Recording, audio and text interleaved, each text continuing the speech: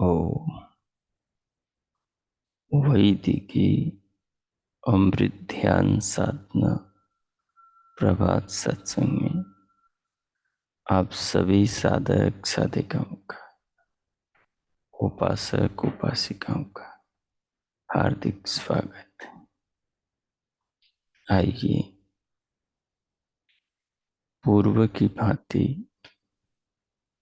आज के ब्रह्म मुहूर्त में, आज की ब्रह्म वेला में भी हम उन महान प्रभु पार ब्रह्म परमेश्वर भगवान सच्चिदानंद स्वरूप जगदाधिपति जगदीश्वर के महान गुणों का, उनकी महान कृपाओं का, उनसे मिले महान जीवन का अनुभव करें, चिंतन करें, उससे अपनी चेतना को, अपने आप को जोड़ें। जीवन का महत्व कितना है और हम जीवन को कितना महत्व देते हैं, जीवन का कितना मूल्य है और हम जीवन का कितना मूल्यांकन करते हैं। जीवन को हम कैसे देखते हैं, जीवन को हम कैसे लेते हैं, जीवन को पाकर हम क्या जीवन में पाना चाहते हैं, हमारा जीवन जीने का क्या पैमाना है, क्या हम जीवन को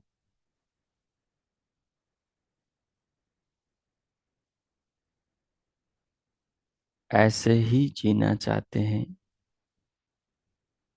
जैसे मनुष्य इतर प्राणी जीते हैं, पशु जीते हैं, पक्षी कृमि कीट पतंग आदि।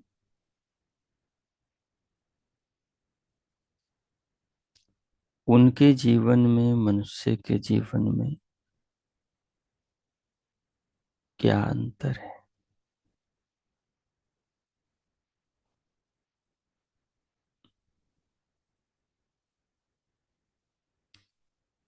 उनके जीवन जीने के साधन, उनकी आवश्यकताएं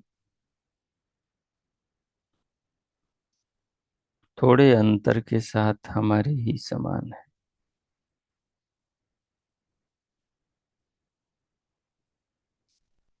उनकी इच्छाएं भी हमारी जैसी ही।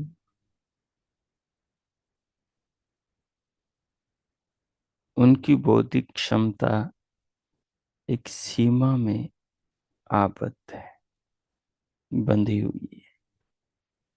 मनुष्य की बौद्धिक क्षमता विकास का अवसर सदैव प्राप्त किए हुए है। वो उसे विकसित करें या न करें, वो उसका जीवन में उपयोग करके उन्नति के सोपान चढ़े या जहां का तहां ही पड़ा रहे। पशु प्रवृत्ति क्या है कि वो अपने स्वार्थ के लिए जीते।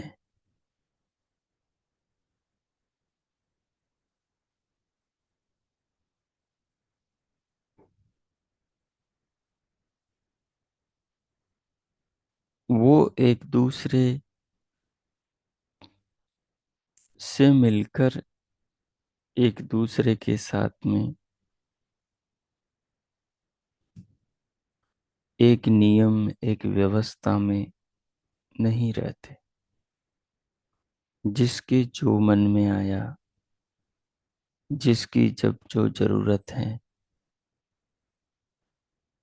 वो अपने लिए, दूसरों के साथ करता है। एक हिंसक पशु है, दूसरा घास फूस खाने वाला है, तो अपने स्वार्थ के लिए वो उसे मार देगा, खा जाएगा।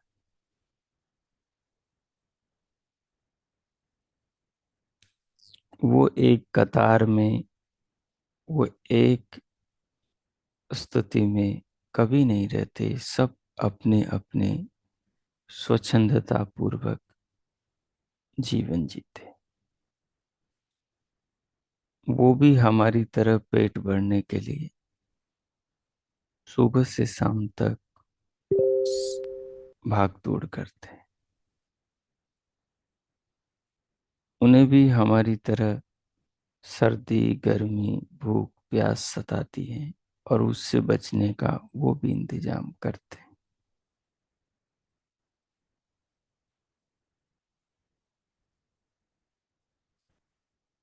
वो भी हमारी तरह इच्छाओं से, वासनाओं से ग्रसित होते हैं। उनके भी परिवार और उनकी भी संतति क्रम आगे बढ़ता है। हम में और उनमें अंतर क्या है? वो जिस योनि में है, वो उससे ऊपर उठ नहीं सकते। जिस परिवेश में, जिस समूह में वो पैदा हुए, वो उससे आगे बढ़ नहीं सकते। वो उसी स्तर पर मरेंगे, उसी स्तर पर उनके जीवन का अंत होगा। परंतु मनुष्य के साथ में इससे भिन्न स्थिति। वो अपना विकास, वो अपनी उन्नति कर सकता है। वो अपने बारे में सोच विचार करके अपनी परिस्थिति, अपने नियम, अपने उद्देश्य, अपने विवेक के अनुसार तय कर सकता है। वो चाहे तो अपना स्थान बदल सकता है। वो एक प्रवृत्ति में, एक मनोस्थिति में, एक ही प्रकार की जीवन शैली में बंधा हुआ नहीं है। वो पतित भी हो सकता है और वो ऊपर भी उठ सकता है। वो चांद सूरज की तरह आकाश में, इतिहास के नभोमंडल में भी चमक सकता है, और वो कंकर पत्थर की तरह इतिहास के पृष्ठों में युगों तक अपयश को प्राप्त भी कर सकता है। क्या अंतर था राम और रावण के जीवन में? क्या अंतर था कृष्ण और कंस के जीवन में? क्या अंतर था दुर्योधन अर्जुन के जीवन में?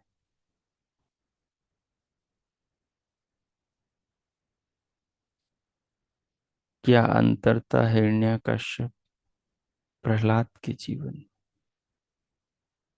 क्या अंतर था चाणक्य धनानंद के जीवन में?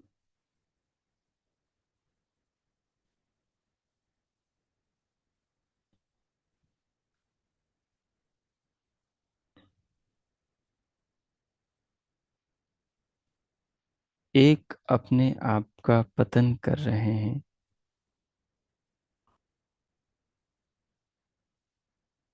दूसरे अपने आप का सृजन कर रहे हैं। एक अपने आप को यश, सुख, शांति, धर्म और आनंद की दिशा में ले जा रहा है, दूसरा पक्ष अपने आप को पतन, पराभव, अदमता, नीचता की दिशा में लेकर जा रहा है।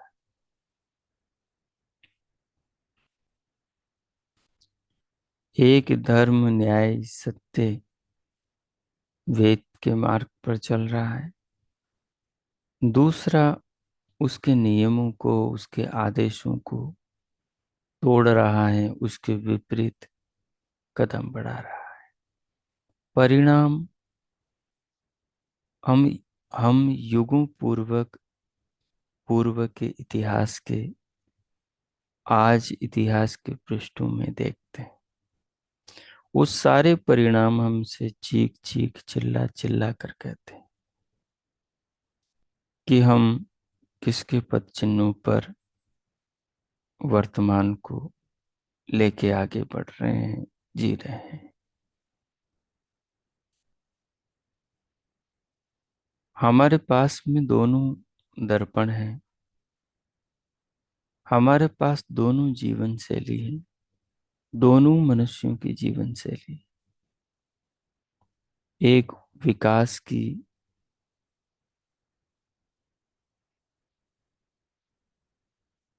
एक पतन की, एक उन्नति और एक अवनति की। राम के जीवन में देव प्रवृत्ति है। वो अपने परिश्रम का दूसरों की सुरक्षा का, सबको शांति और सुख देने का मार्ग चुनते हैं। रावण अपने स्वार्थ का, दूसरों का हड़प कर, दूसरों का छीन कर स्वयं को सुखी करने का मार्ग चुनता है।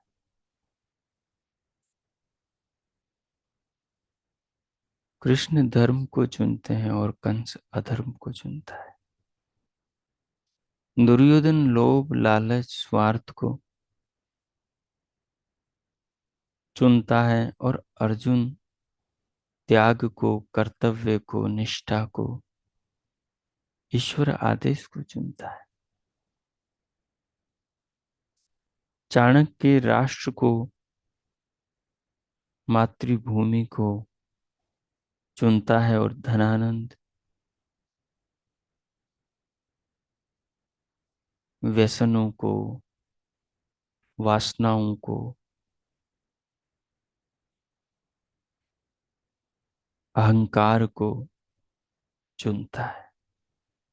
और परिणाम सामने है। पशु अपने स्वार्थ को चुनता है। वो ये नहीं देखता कि उसके स्वार्थ पूर्ति में दूसरे का अहित होगा, दूसरे का जीवन चला जाएगा, उसके प्राण ही चले जाएंगे। नहीं, वो अपना सोचता है। वो अपने लोभ के लिए, अपने स्वार्थ के लिए दूसरे का प्राण हरण कर लेता है।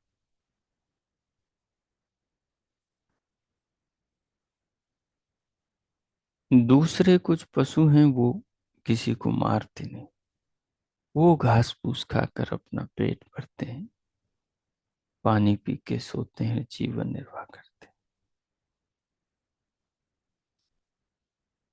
मनुष्यों में भी दोनों तरह के मनुष्य हैं। कुछ वो जो दूसरों को दुख नहीं सुख देते हैं और खुद भी सुख पाते हैं। कुछ वो जो अपने स्वार्थ के लिए दूसरों के जीवन को ही हर लेते हैं। हमारी मनोवृत्ति क्या है, इसका निरीक्षण हमें करना है। हम राम के, कृष्ण के, अर्जुन के, चाणक्य के, युधिष्ठिर के, ऋषियों के, मुनियों के पद चिन्हों पर कितने चले हैं, इसके हमारे पास कितने प्रमाण हैं?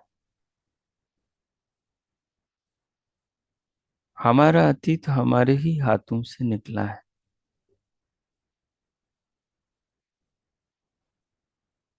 हमने जो जीवन जिया है वो हमारी आंखों तले से निकला है। इसलिए हमें उसका पूरा पता है कि हमने अतीत में क्या किया नहीं किया।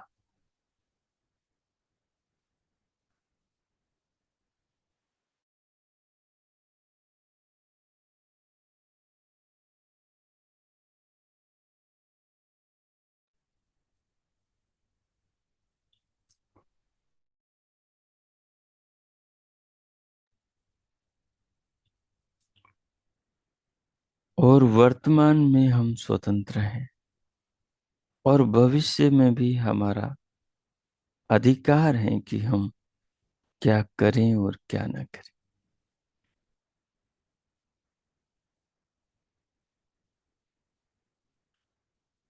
केवल पेट भरने के लिए, केवल तन की आवश्यकताओं की पूर्ति के लिए और मन की अनंत इच्छाओं के पीछे जीवन को न्यौछावर करने के लिए आत्म बलिदान करना तो पशु प्रवृत्ति है।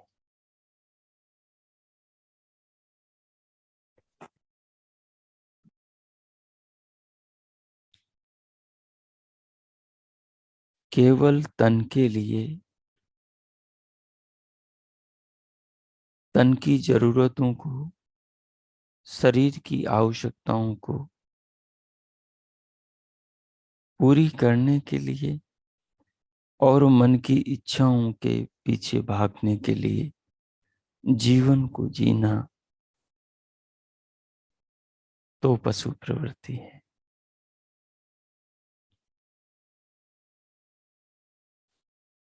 और तन और मन से ऊपर उठकर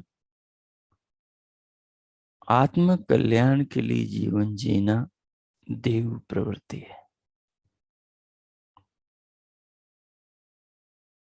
हमारे कदम दानवता की ओर बढ़ रहे हैं या मानवता की ओर, देवत्व की ओर बढ़ रहे हैं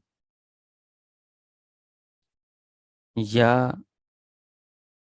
राक्षसी प्रवृत्ति की ओर बढ़ रहे हैं, इसका आत्मनिरीक्षण बड़ा अनिवार्य है।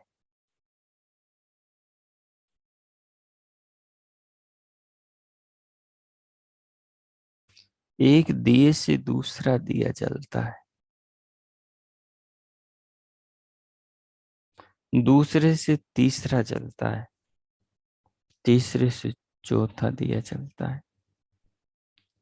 मीठे फल देने वाले आम की एक गुठली, एक बीज से कई मीठे फल देने वाले आम का पेड़, पौधा पैदा होता है और वो कई मीठे फल देने वाले आम का पेड़ और कई असंख्य मीठे फल देने वाले नए बीजों को पैदा करता है। और एक बबूल का बीज कई कांटों वाले बबूल को, पेड़ को पैदा करता है। और उसके असंख्य बीज और ऐसे बबूल के पेड़ों को पैदा करते हैं। हम जीवन में बबूल के बीज बो रहे हैं, कांटे बो रहे हैं, कांटों वाले बीज बो रहे हैं, कांटों वाले भाव बो रहे हैं, कांटों वाला चिंतन बो रहे हैं, कांटों वाले कर्म बो रहे हैं, कांटों वाली प्रवृत्ति बो रहे हैं। हम कौन सी आदतों के बीच अपने अंतकरण की भूमि में बो रहे हैं, या हम आम के मीठे फल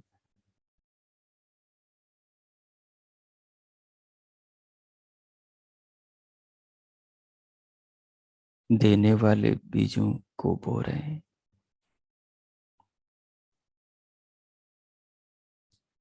हमारे बीच कौन से वृक्षों को पैदा करने वाले? घास फूस को, जो 4 दिन के अंदर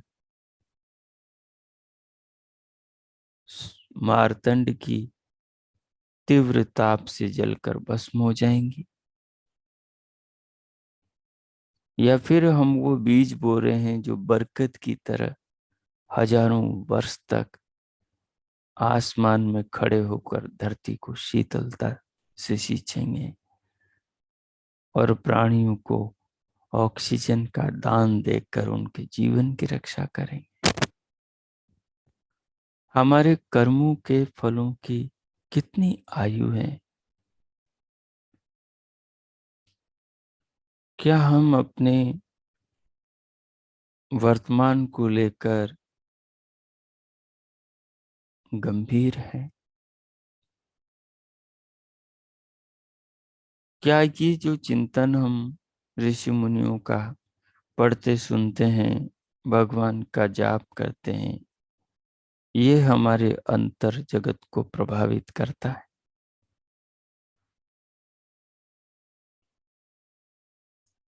या फिर संसार के विषयों से, संसार की वस्तुओं से तन मन की जरूरत और इच्छाओं के जाल में ही हम उलझे हैं?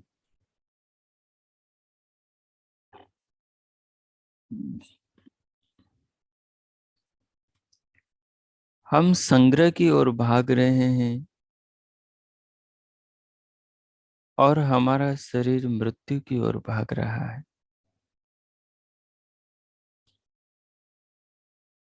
हम संपदाओं के एकत्रीकरण में लगे हुए हैं और ये शरीर दिनों दिन मृत्यु की ओर आत्मा को इस आसन से, रथ से उतारने की ओर दौड़ रहा है। जब आत्मा इस रथ से उतर जाएगा, जब आत्मा इस शरीर से निकल जाएगा, तो ये जो आज संसार में सुंदरता, ये जो मन की अनंत इच्छाएं आकाश में अनंत उड़ते पक्षियों की तरह दौड़ती हैं, ये इच्छाएं दबी की दबी आत्मा के साथ चली जाएंगी और ये इच्छाएं फिर आत्मा को बलात् मनुष्य जीवन में ही खींच कर लाएंगी। परंतु इन इच्छाओं के वशीभूत होकर पशु प्रवृत्ति के अनुरूप जो जीवन जीकर कांटों वाले वृक्षों के बीज बोए हैं, उनके फल तो हमें अनिवार्य रूप से भोगने ही पड़ेंगे और उनका परिणाम हमारा सारा इतिहास चिल्ला चिल्ला कर गाता है। दोहराता है कि जिसने जो किया उसे उसका फल जरूर मिला। और आज तक और आगे आने वाली पीढ़ियां उनके कुकृत्यों के कारण से संसार में उनका यह अपयश गाती रहेंगी। आज भी लोग रावण को जलाते हैं, दुर्योधन को गालियां देते हैं, धनानंद को कोसते हैं,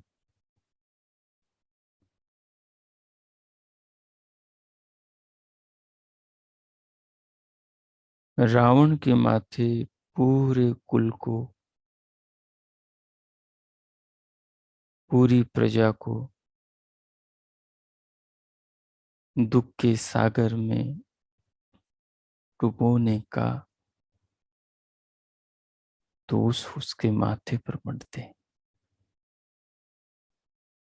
हो सकता है हमारा इतिहास न लिखा जाए,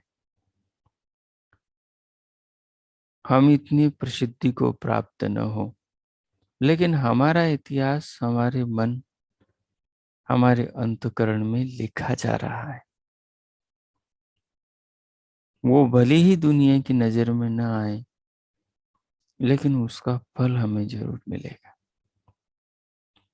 इसलिए हमें सतर्क सावधान होना चाहिए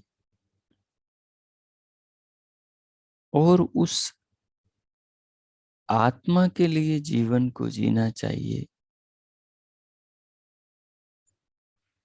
जिसके लिए सारा संसार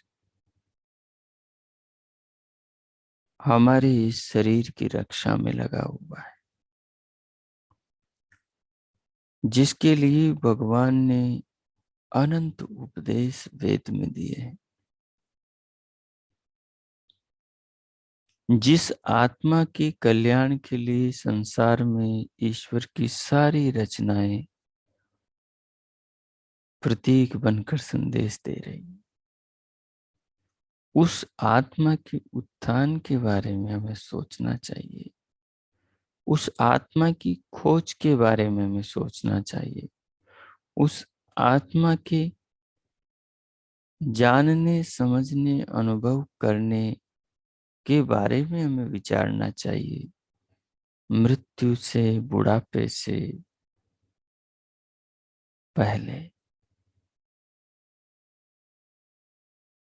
जब जागें, जब समझ आए, तभी अपने आप को तलाशना चाहिए।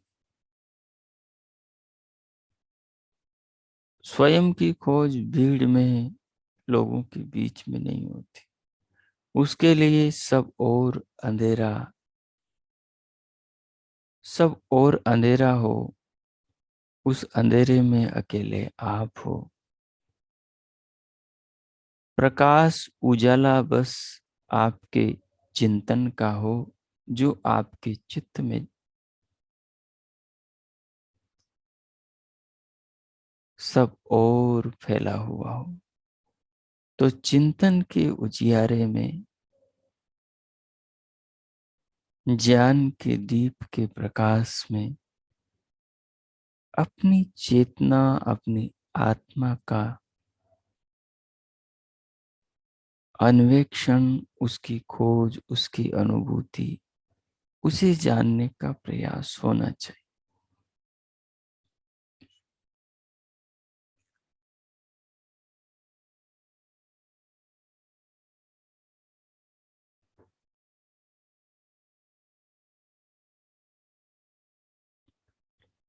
संसार में जितने प्राणी हैं, उनकी तुलना में हम कुछ भी नहीं है। इस पूरी पृथ्वी पर इतने मनुष्य नहीं होंगे जितने हमारे एक नगर के अंदर कीड़े मकोड़े होंगे।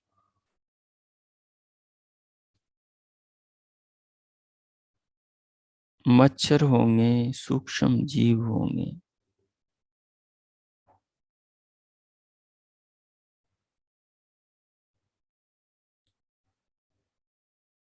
आत्माएं हमारी दृष्टि से तो अनंत हैं, परमात्मा की दृष्टि से शांत हो सकती है।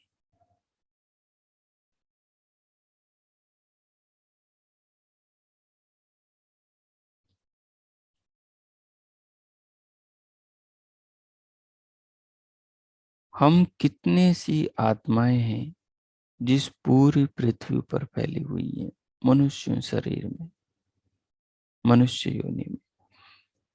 बाकी हमसे करोड़ों गुना ज्यादा प्राणी अन्य शरीरों में रहते हैं। धरती पर जितने मनुष्य हैं, उनसे ज्यादा तो एक ही समुद्र के अंदर, समुद्र तल में जीव मिल जाएंगे।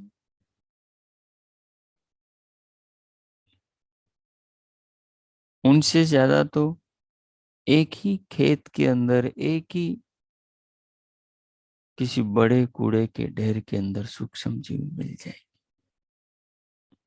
हम ये न समझें कि देखो धरती पर हम एक ही थोड़ी हैं, इतने हजारों लाखों करोड़ों लोग हैं, अरबों मनुष्य हैं जो मनुष्य के शरीर में है।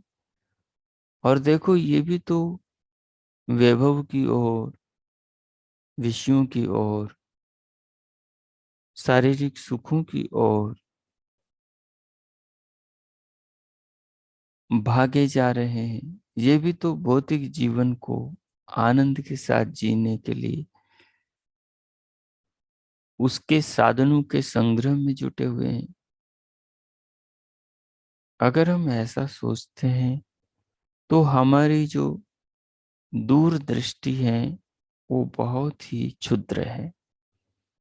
फिर हम निसंदेह कुएं के मेंढक हैं और हमने अपना दायरा उस कुएं के और छोर को, उसकी परिधि को बना लिया है कि इतना ही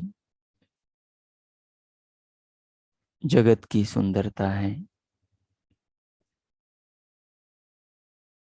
इसके बाहर बहुत कुछ है जो हमें अज्ञान की आंखों से, जो हमें बही दृष्टि से बहिर्मुखी होकर नहीं दिखाई देता।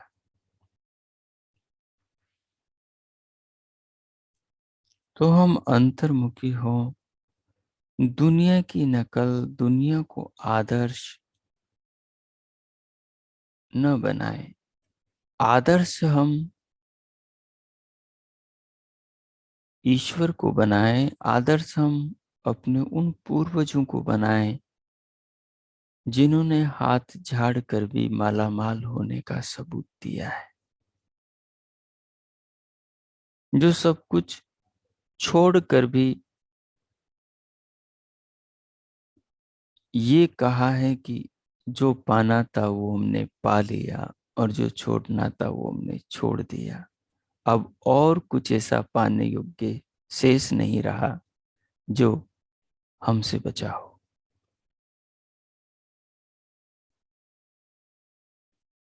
जिस भीड़ को हम आदर्श मानते हैं वो भीड़ तो, उस भीड़ का हर आदमी बिलखता, गिड़गिड़ाता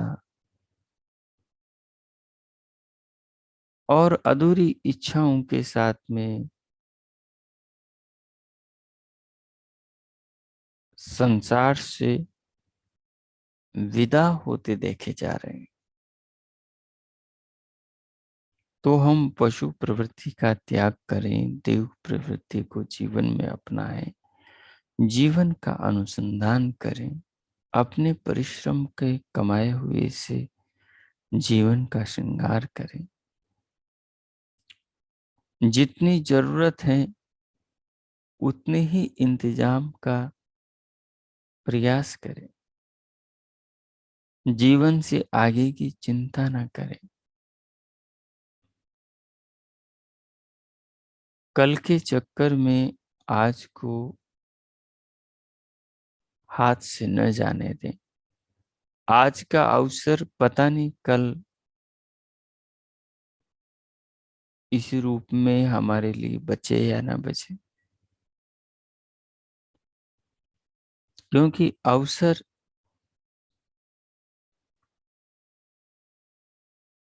किसी की प्रतीक्षा नहीं करते।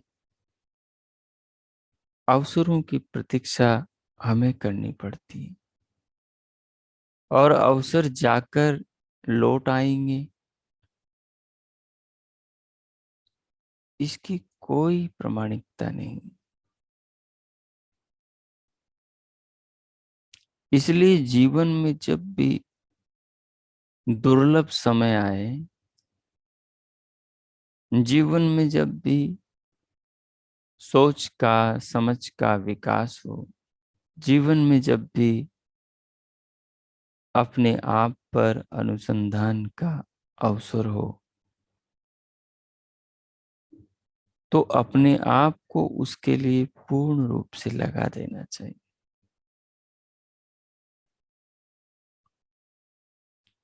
क्योंकि ये अवसर केवल मनुष्य शरीर में पाया जा सकता है। इसके हम सब साक्षी हैं।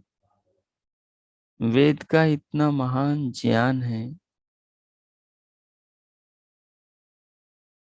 उस ज्ञान को पेड़ पौधों पर बैठे ये पक्षी, ये कीड़े मकोड़े, जमीन पर रेंगते कृमि कीट और ये दौड़ते पशु कभी नहीं समझ सकते, पढ़ सकते, अपने आप को जान समझ अनुभव कर सकते। वो द्वार वेद पढ़ने का केवल हम मनुष्यों के लिए खुला है। चंद्रमा को, सूरज को, ग्रह उपग्रह नक्षत्रों को, ये कैसे घूमते हैं, इनकी गति, इनकी व्यवस्था, इनके बीच में क्या सिस्टम, इन सारे रहस्यों को, ज्योतिष विद्या को पढ़ने का, गणित विद्या को पढ़ने का, भूगोल विद्या को पढ़ने का, भूगर्भ विद्याओं को जानने का, अदृश्य रहस्यों को खोजने का,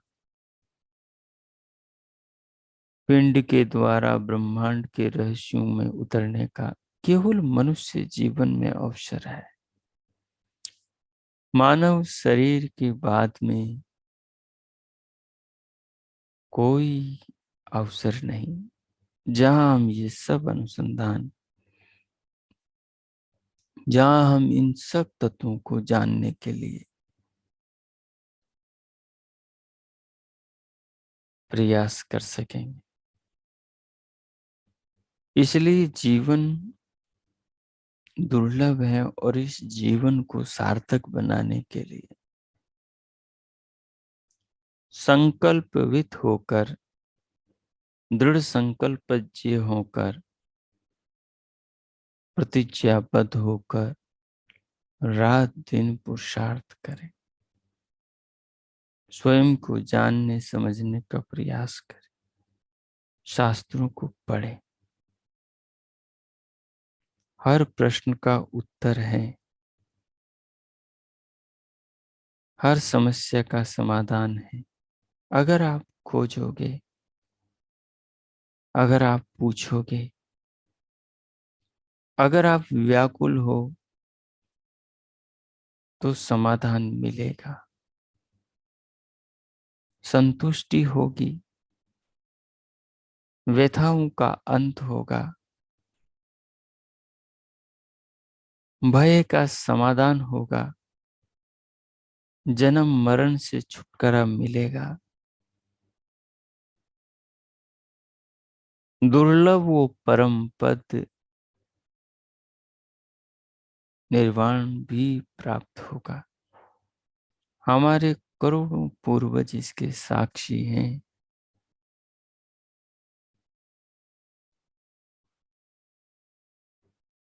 हम उन पर भरोसा करें और जैसे आगे बढ़ने से आगे की धरती दिखाई देती, वैसे हम ज्यों ज्यों आगे बढ़ते चले जाएंगे, आगे आगे का विज्ञान हमारे सामने अनावृत होता हुआ चला जाएगा। पृथ्वी गोल है गेंद की तरह। अगर आप एक जगह खड़े होकर देखोगे तो आगे आगे फिर आपको आकाश दिखाई देगा, धरती दिखाई नहीं देगी।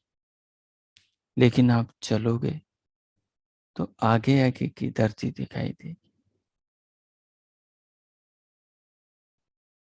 अगर आप विज्ञान में प्रवेश नहीं करोगे, अनुसंधान नहीं करोगे, शरीर में अपने आप में नहीं उतरोगे, तो आपको वो रहस्य कभी नहीं दिखाई देंगे। जैसे पृथ्वी गोल है, वैसे ही रहस्य भी गोल है, वो भी छिपे हुए हैं।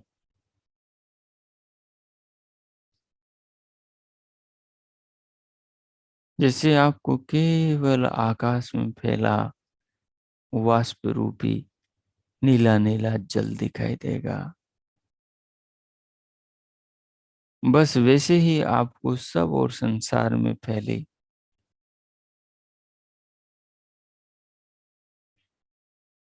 वासनाएं, इच्छाएं, वस्तुएं, पदार्थ, ऐष्णाएं दिखाई देंगी।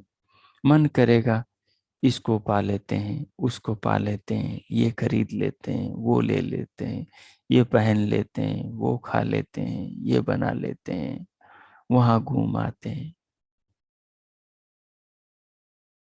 एक के बाद दूसरी दिखाई देगी। जैसे मृग तृष्णा का जल होता है, प्यासे हिरण को वो दौड़ा दौड़ा कर मार देता है, लेकिन मिलता उसे कभी नहीं, उसकी प्यास कभी नहीं बुझाता,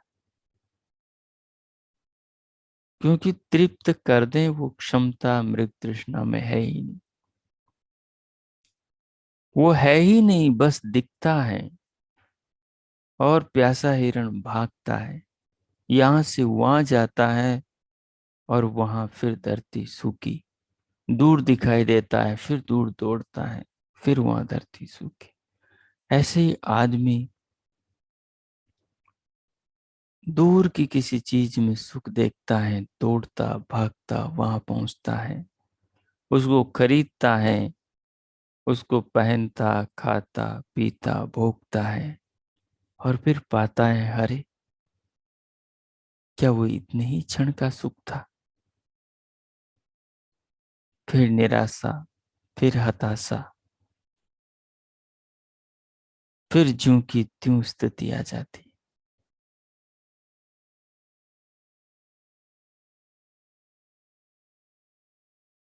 10 साल की आयु में आदमी जितना भूखा था, जितना प्यासा था, जितना अधूरा, जितना खाली था,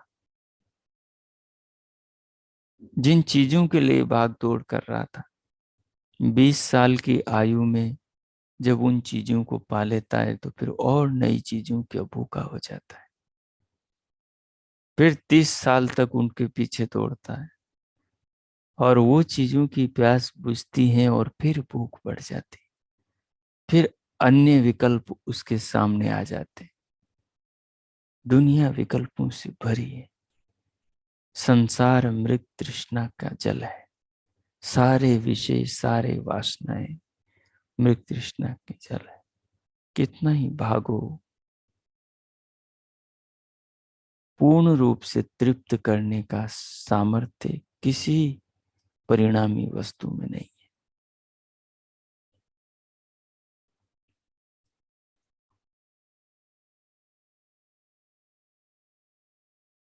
तो कभी न तृप्त होने वाली अतृप्त इन इच्छाओं का त्याग ही एक विकल्प है शांति का।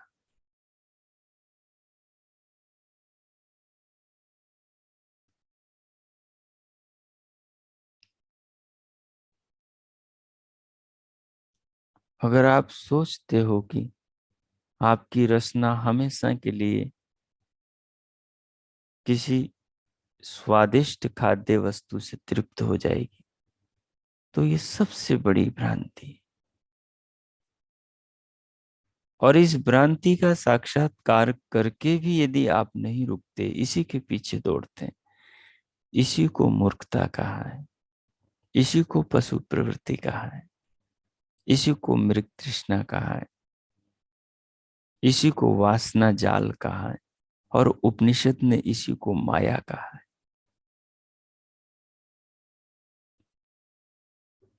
और दर्शनों ने इसी को अविद्या कहा है।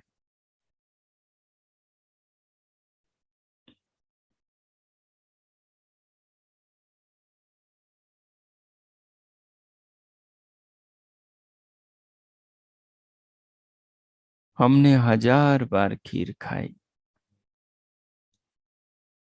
हमने नए कपड़े 1000 बार पहन लिए, हमने 1000 बार स्त्री पुरुषों के सुख भोगे, लेकिन अंत किसी भी सुख का नहीं। हर सुख क्षणिक है। अगले क्षण में फिर वो उसी प्यास के साथ, उसी भूख के साथ, उसी व्याकुलता के साथ, उसी तड़प के साथ फिर हमारा इंतजार कर रहा है। इसलिए कभी न अंत होने वाली इच्छाओं के इस सागर में स्वयं को उतारने का मतलब है आत्म कल्याण के सारे अवसरों की हत्या कर देना। संसार और विषयों की शकल को, सूरत को, उनके स्वभाव को स्वयं विधाता ने जानबूझ करके ऐसा रचा है कि आदमी इनकी प्रवृत्ति को समझे कि ऐसी कोई वस्तु नहीं है पूरी धरती पर जो एक आदमी को तृप्त कर सके। पूरी धरती के सारी खाने पीने की चीजें, सारी भोगने की वस्तुएं, सारे वस्तुएं, सब पदार्थ यदि एक मनुष्य को उपलब्ध करा दें, तब भी उसकी इच्छाएं, तब भी उसकी अभिप्साएं, तब भी उसकी व्याकुलता, तब भी उसकी इंद्रियां पूर्ण रूप से तृप्त और शांत नहीं हो। विधाता की इच्छा है कि आदमी इनकी सूरतों को, इनकी शक्लों को, इनके स्वभावों को, इन वस्तुओं की आदतों को, इनके गुणों, इनकी प्रकृति को समझे और इनके पीछे भागना बंद करे, अंतर्मुखी हो और अपनी खोज करें। उस यात्रा पे निकले जिस यात्रा पे उसे चलकर आगे अमर पद की प्राप्ति हो, जहां जाकर वो अनंत काल तक असीम आनंद का अनुभव करे।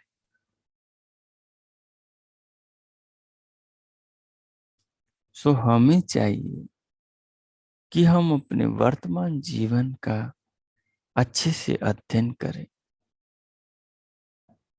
कि हमारा जीवन, हमारा मन, हमारी इच्छाएं, हमारा व्यवहार, हमारा चिंतन, हमारा वर्तमान पशु प्रवृत्ति की ओर ले जा रहा है हमें या देव वृत्ति की ओर। हम अंतर्मुक्तता की ओर बढ़ रहे हैं या हम बहिर्मुक्तता की ओर ही बढ़ रहे हैं। हम विषयों और संसार के संग्रह की ओर ही भाग रहे हैं। हम इन सब से ऊपर अपने आत्मा की ओर बढ़ रहे हैं। हम लक्ष्य से भटके तो नहीं हैं। हम जीवन के उद्देश्य की ओर बढ़ रहे हैं या नहीं, इन सब बिंदुओं पर विचार करें और स्वयं को तटस्थ करें। ज्ञान के स्रोत परमात्मा और उनके ज्ञान के सागर वेदों से स्वयं को जोड़ें, उनके आदेशों के अनुरूप जीवन की गाड़ी को कल्याण की दिशा में मोड़े। मैं मौन होता हूं अगले 5 मिनट। इस चिंतन को आधार बनाकर अपने जीवन पर विचार करें। परमात्मा का नाम मानस रूप से स्मरण करें और इस विषय पर चिंतन करें। ओम कीजिए, 5-10 मिनट ये चिंतन करें। ओम।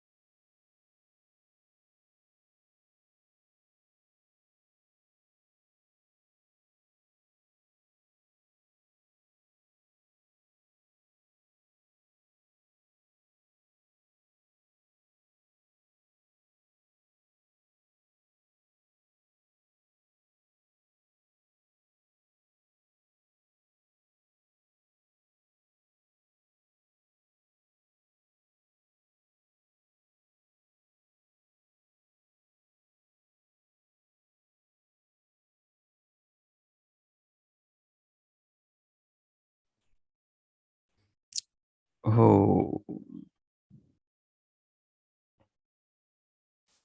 हो।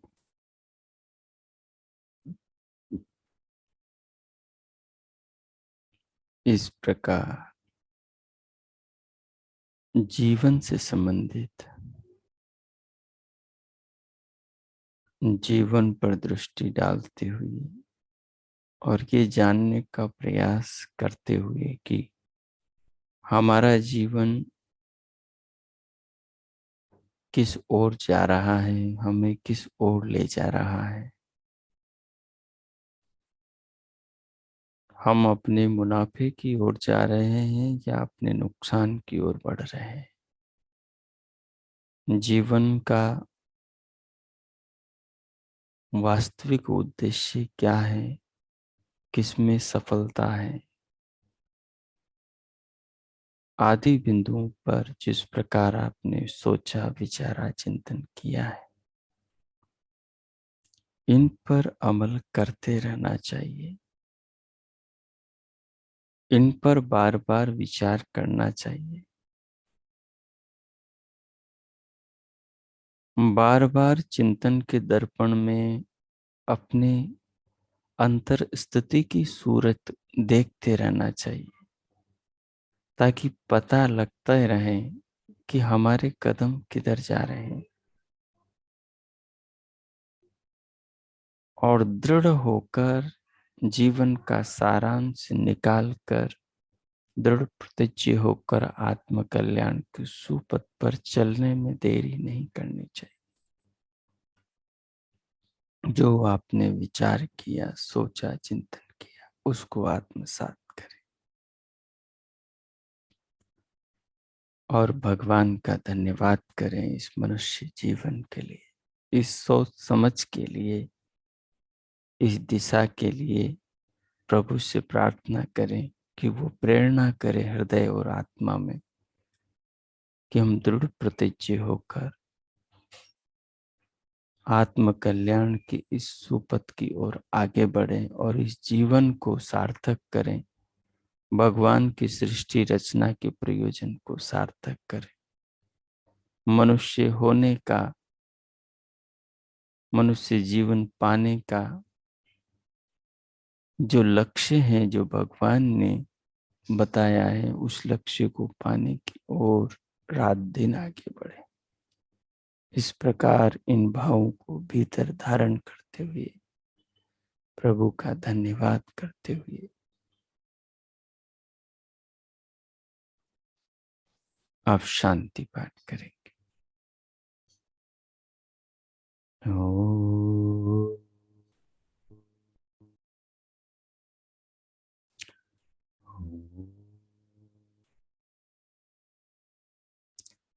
ओ, शांति शांति शांति।